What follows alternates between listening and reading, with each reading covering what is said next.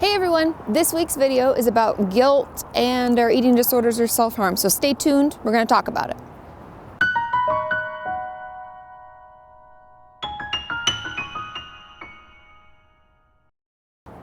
So we just went through New Year's, Christmas, Hanukkah, Thanksgiving. We've had all of these things happening, right? And that involves, blah, blah, blah, blah, can't even speak. That involves a lot of food, a lot of people, a lot of family members who a lot of times know us better than anyone. And so they make us feel kind of bad sometimes, right? And we may have eaten more because we're trying to just get through the evening or the event during the day or whatever it is. And so now we're left feeling guilty. And I've talked to tons of you about how now it's the new year and we put this pressure on ourselves. Even though I just talked about not doing resolutions and not setting these expectations, many of us are feeling guilty. We're already feeling bad about our year, right? And we're only like a week and a half into it. So I want to just give you some tips and talk a little bit about how do we deal with the guilt that our eating disorder gives us. And I know that many of you are thinking, well, I've been talking to you about this on Twitter or Facebook or Tumblr or what have you, but the main thing and the thing I'll always come back to with most of you is talking back to that voice. Because I'll tell you what, that guilt that you're feeling, that icky feeling where every day you're like, oh, I don't want to get up. It's terrible, right? It's coming from that nasty voice, that negative voice. It's not who we are. It's not us. It's that voice. Whether it's our eating disorder voice or our self-harm voice, it's already telling us stuff like, you've already messed up so bad you can't go back. You've already cut this year and it's ruined. The whole year is ruined. And we're going back to that black and white thinking. It's pushing us into that, right? And we can feel it. We want to just throw in the towel. It's over. But what do we have to do? We have to slow down. Okay? We're going to slow it down. We're going to start talking back. We're going to journal about it. I know it's really hard, and you think, but Katie, it's telling me the truth. It's not. It's lying. It's telling you only lies. I promise. It never tells you the truth. Okay? Just to set that straight. So we have to kind of slow it down and notice what it's telling us. We have to write it down. We have to grab my workbook. I know I've been telling a lot of you to get onto it, and a lot of you have downloaded it, but you haven't quite worked on it, or you started task 1 and you're like, Katie, I hate your guts. It's horrible. It's hard.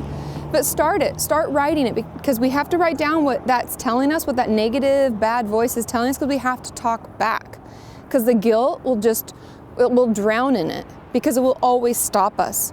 Right? And we have so much more to give. There's so much more we can do. We deserve so much more than that voice will ever let us believe. And so in order to get to that place where we can live freely, we can feel uninhibited, like I can do anything, I can be anything I want to be, we have to start talking back. And I know many of you are saying, Katie, I don't believe anything. I can't talk back to it at all. Pretend that I'm there. Pretend that I'm the person talking back to that voice. Okay? What would I say? Well, if that voice is saying, it's over, you've ruined it. I haven't ruined it. Everybody messes up now and again. Relapses are common. It's about how we get back up and we keep fighting, right? Recovery is a process. It's not perfection. Think of all those little things I say. I know that a lot of this is repetitive, but sometimes we need to hear it over and over again before we're like, yeah, damn you, Katie, you're right. Or damn it, that is right.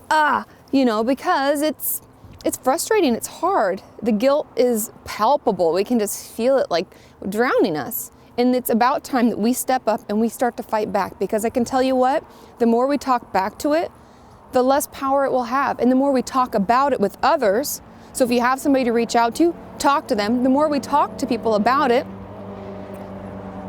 it'll go away. It gets quieter. It doesn't fight back as much. Give me a thumbs up if you like that, right? We don't want it yelling.